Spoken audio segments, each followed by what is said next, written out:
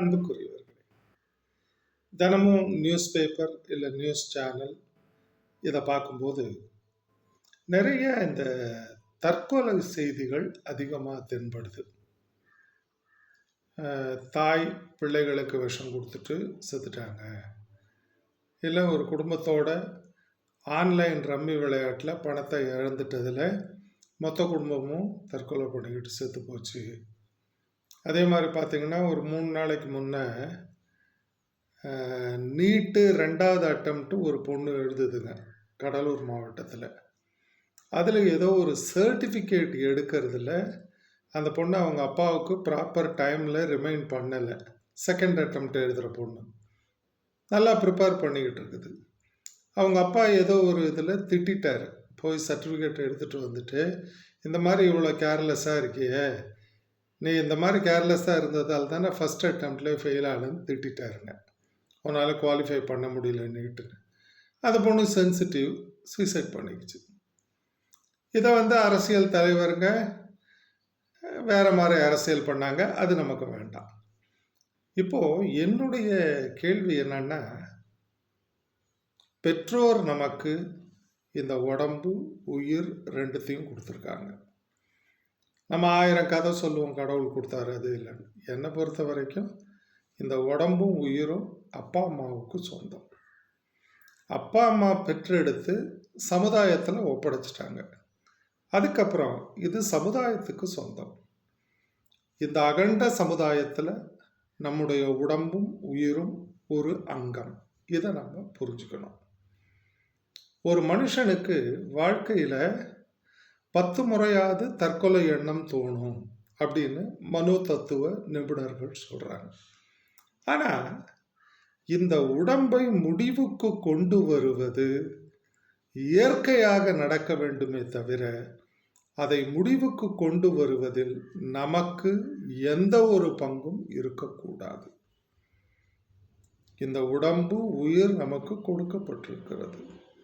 அது இயற்கையாக முடிவுக்கு வர வேண்டும். நாம் அதை செயற்கையாக முடிவுக்கு கொண்டு வரக்கூடாது. இப்போது நான் சில நேரத்தில் கடவுள் கோட்பாடெல்லாம் பற்றி கொஸ்டின் பண்ணுவேன். பெரிய மீட்டிங்லேயே பேசுவேன். அங்கே என்கிட்ட சில நண்பர்கள் கேட்பாங்க, என்ன சார் கடவுள் கோட்பாடு, கடவுள் பிரின்சிபிள் அப்படின்னு சொல்கிறீங்க, ஆனால் நீங்கள் பார்த்தா நெத்தியில் விபூதி வச்சுருக்கீங்க, இது ஒரு மத சம்பந்தமான குறியீடு தானே அப்படின்னு என்கிட்ட பல முறை கேட்பாங்க. நான் உங்களுக்கு சொல்கிற பதில், இது என் தந்தை எனக்கு கற்றுக் கொடுத்த ஒரு பாடம். அவர் சொன்னது இதுதான், தினமும் நெற்றியில் திருநீறு வை. இந்த திருநீரு உனக்கு ஒன்றை நினைவுபடுத்த வேண்டும். நம்முடைய உடலும் ஒரு நாள் இதுபோல ஒரு கைப்பிடி சாம்பலாகத்தான் மாறப்போகிறது. அதுவரையில் மற்றவர்களை கெடுக்க நினைக்காதே. நல்லதோர் வாழ்வு வாழ்ந்து ஒரு கைப்பிடி சாம்பலாக போ. இதை என் தந்தை எனக்கு கற்றுக் கொடுத்தார். இன்று வரையில் இந்த விபூதி இங்கே இருக்கிறது. இப்போ இந்த தற்கொலை அப்படிங்கிறதுலேருந்து கொஞ்சம் நான் எட்ட போயிட்டேன், மறுபடி வரேங்க. இந்த தற்கொலை அப்படிங்கிறது நீங்கள் செய்யக்கூடாத தவறு. கவலை இல்லாத மனுஷன் எவன் சார் இருக்கான்? கஷ்டம் இல்லாத மனிதன் எவன் இருக்கான்? கோடீஸ்வரருக்கும் கஷ்டம் இருக்குது, அன்னாடங்காட்சியான நமக்கும் கஷ்டம் இருக்குது. இப்போது இந்த தற்கொலை அப்படிங்கிறத பற்றி பேசும்போது எனக்கு ஒரு சின்ன வயசில் படித்த கதை ஒன்று ஞாபகம் வருதுங்க. ஒரு அம்மா ஒரு வில்லேஜில் இருந்தாங்க. அவங்க பிறவியிலே குருடு. ஆனால் அந்த அம்மா எப்படின்னா ரொம்ப கான்ஃபிடென்ட், தனியாக வாழ்ந்துக்கிட்டு இருக்காங்க, மொத்தம் முழு குருடு. ஆனால் அவங்க எந்த அளவுக்கு கான்ஃபிடென்ட் அப்படின்னா, வாக் போவாங்க, அவங்களுக்கு அந்த தூய காற்று, அந்த இதில் வெளியில் நடந்து போகணும் அப்படின்னு ஒரு ஆசை. ஆனால் அவங்களுக்கு துணை யாருமே இல்லை. அவங்கக்கிட்ட எல்லோ கலரில் ஒரு ஸ்டிக் இருக்குது. அந்த ஸ்டிக்கை தட்டிக்கிட்டே அவங்க நடப்பாங்க. அவங்க பாதையில் என்னென்ன செடிகள் மரங்கள் வருதுன்னு தட்டி பார்த்து அதை வச்சு அவங்க கரெக்ட் ட்ராக்கில் போகிறாங்களான்னு அவங்களே கண்டுபிடிச்சிருவாங்க. ஒரு நாள் என்னாச்சுங்க, அவங்க வழக்கமாக போகிற பாதையில் இருந்த ஒரு 6 மரங்களை ஃபாரஸ்ட் டிபார்ட்மெண்ட் வெட்டிட்டாங்க.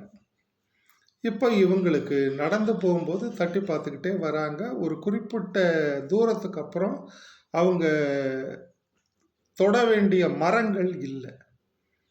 இவங்களுக்கு ஒன்றுமே புரியல.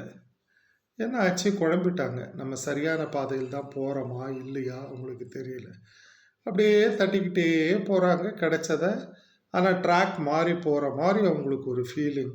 திடீர்னு காலில் தண்ணி, முழங்கால் வரைக்கும் தண்ணி இருக்குது. அப்போ தான் அவங்களுக்கு தெரியுது, நாம் பாதை மாறி வந்திருக்கோம். நாம் போகிற ரூட்டில் ஒரு பிரிட்ஜு வரணும். ஆனால் நம்ம பாதை மாறி பிரிட்ஜுக்கு கீழே இருக்க ஆற்றுல வந்து நிற்கிறோம் அப்படின்னு சொல்லிட்டு உங்களுக்கு ஒன்றுமே புரியல. யாராவது எனக்கு துணை இருக்கீங்களா, யாராவது காப்பாற்றுறதுக்கு இருக்கீங்களான்னு சத்தம் போடுறாங்க. அப்போது ஒரு குரல் கேட்குது, டோன்ட் வரி மேம், நீங்கள் அங்கேயே இருங்க, நான் வரேன் அப்படின்னு சொல்லிட்டு உங்களை காப்பாற்றுறேன் அப்படின்னு சொல்லிட்டு ஒரு ஆள் வராரு. அவங்கள கையை பிடிச்சி பத்திரமா நடத்தி அவங்க வீட்டுக்கு கொண்டு வந்து சேர்த்துட்டாரு. இந்த அம்மா கிட்டத்தட்ட ஒரு 10 முறை அவருக்கு தேங்க்ஸ் சொல்கிறாங்க. இந்த மரத்தை வெட்டினதால எனக்கு ட்ராக் மாறி போயிட்டேன், இல்லைனா நான் இந்நேரம் அந்த ஆற்றுல மூழ்கி செத்துருக்கணும், என் உயிரை காப்பாற்றுனீங்க, ரொம்ப நன்றின்னு 10 முறை சொல்கிறாங்க. அவர் கடைசியாக சொல்கிறார், மேடம் நீங்கள் இவ்வளோ நேரம் இவ்வளோ தூரம் எனக்கு பெரிய நன்றியெல்லாம் சொல்ல வேண்டிய அவசியம் கிடையாது மேடம். ஆக்சுவலாக நான் தான் உங்களுக்கு நன்றி சொல்லணும். எனக்கு எல்லா உறுப்புகளையும் கடவுள் நல்லா கொடுத்துருக்காருங்க, எல்லாமே நல்லா இயங்குது. ஆனால் நான் ஒரு மொமெண்ட்ஸ் ஃபூலிஷ்னஸ், தற்கொலை பண்ணிக்கிற முடிவுக்கு வந்து அந்த பிரிட்ஜு மேலே நின்றுக்கிட்டு இருந்தேன், ஆற்றுல குதித்து தற்கொலை பண்ணிக்கணும்னு. அப்போ தான் உங்களுடைய அபயக்குரல் கேட்டது. அதை பார்த்துட்டு எனக்கு தோன்றிய ஞானோதயம் என்னென்னா, கண் பார்வையே இல்லாத இந்த அம்மா வாழணும்னு நினைக்கிறாங்க, எல்லா உறுப்புகளும் நல்லா இயங்குற நான் செத்து போகணும்னு நினைக்கிறேனே, நான் எவ்வளோ பெரிய மடையன். அதனால் எனக்கு இந்த ஞானோதயம் வந்ததுக்கு காரணம் நீங்கள் மேடம், உங்களுக்கு தான் நான் நன்றி சொல்லணும் அப்படின்னு சொல்லிட்டு அவர் கிளம்பி போயிட்டாருங்க. ஆக இந்த கதையில் நாம் தெரிந்து கொண்ட முடிவு என்ன? இந்த உடல் உயிர், மறுபடியும் சொல்லுகிறேன், சமுதாயத்துக்கு சொந்தம். இதன் மூலமாக நல்லபடியாக வாழுங்க. தற்கொலை என்கின்ற முட்டாள்தனமான முடிவை யாரும் எடுக்க வேண்டாம். வாழ்க வளமுடன்.